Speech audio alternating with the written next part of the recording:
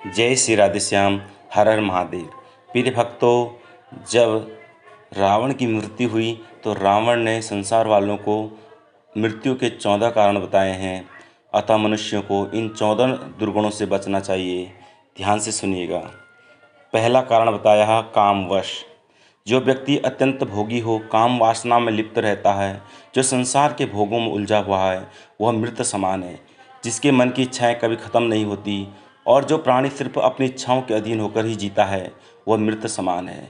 वह अध्यात्म का सेवन नहीं करता, सदैव वासना में लीन रहता है। मृत्यु का दूसरा कारण वाम मार्गी। जो व्यक्ति पूरी दुनिया में उल्टा चले, जो संसार की हर बात के पीछे नकारात्मक खोजता हो, नियमों, परंपरा और लोक व्यवहार के खिलाफ चलता हो, वह वाम मार्गी कहलाता है। ऐसे काम करने वाले लोग मृत समान माने गए हैं।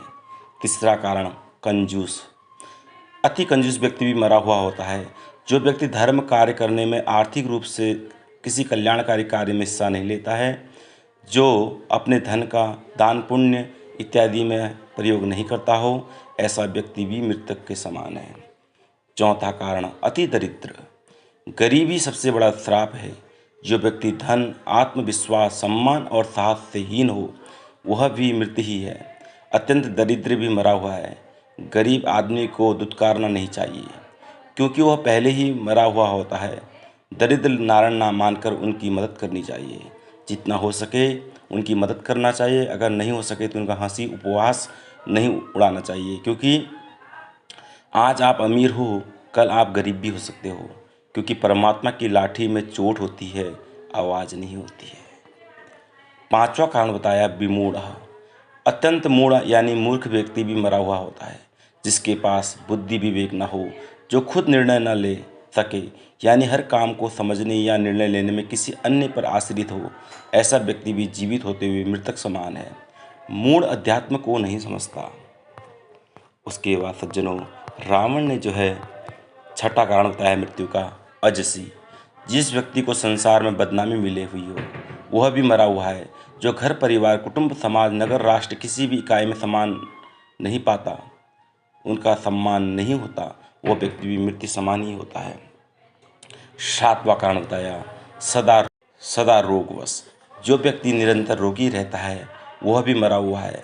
स्वस्थ शरीर के अभाव में मन विचलित रहता है, नकारात्मकता हावी हो जाती है, व्यक्ति मृत्यु के कामना में लग जाता है।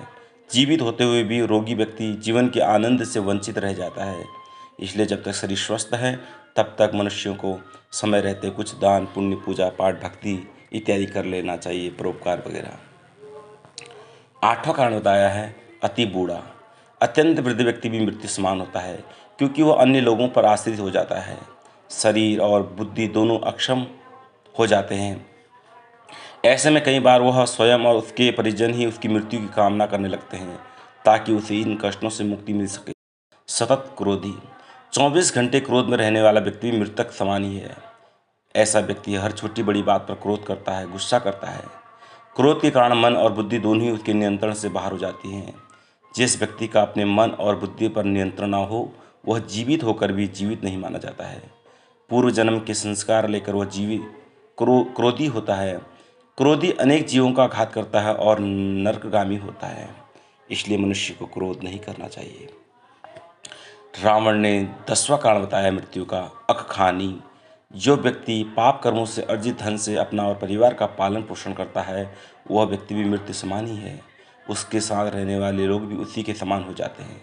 हमेशा मेहनत और ईमानदारी से कमाई करके ही धन प्राप्त करना चाहिए। पाप की कमाई पाप में ही जाती है। पाप की कमाई से नीच गोत्र निगोत्र की प्राप्ति होती है। 11 कारण हैं तनु पोषक।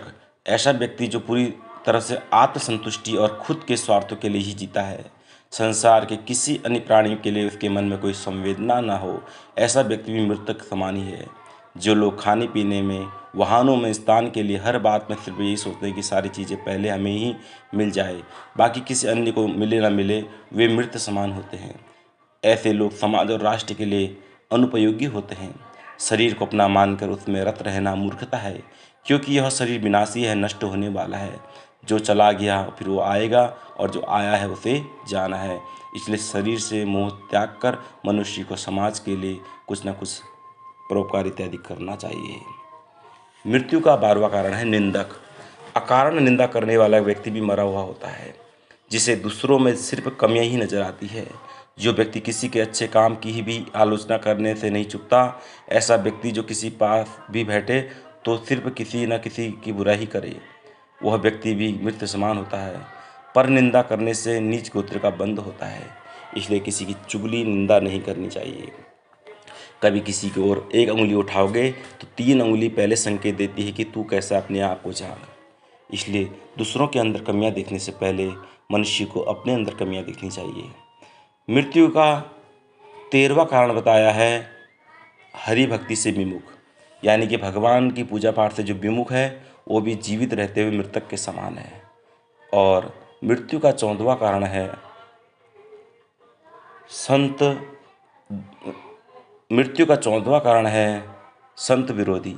जो ब्राह्मण, संत, गौ माता इत्यादि का विरोध करता हो, उनसे ईर्ष्या करता हो, उनको अपमान करता हो, उनको कष्ट पहुंचाता हो, ऐसा व्यक्ति भी जीवित रहते हुए मृत्यु के समान है। क्योंकि भगवान कहते हैं नमो ब्राह्मण देवाय गौ ब्राह्मण हिताय च जगद्दिताय कृष्णाय गोविंदाय नमो नमः। भगवान कहते हैं ये जो गौ, गाय, ब्राह्मण, संत, तुलसी, ये सब मेरी ही अंग है, इनका अपमान करने वाले का मैं वंश नष्ट कर देता हूँ। इसलिए कभी भी संत, ब्राह्मण, गौ माता का अपमान नहीं करना चाहिए। अपने घर में बूढ़े माँ बाप का अपमान नहीं करना चाहिए। इसलिए कहा गया है जिस घर में बूढ़े हंसते हैं उसी घर में परमात्मा बसते हैं। कथा कैसी लगी? अगर आपको अच्छी लगी तो शेयर कीजिएगा और लाइक कीजिएगा और कमेंट कीजिएगा। जय श्री राधे श्याम, हर हर महादेव।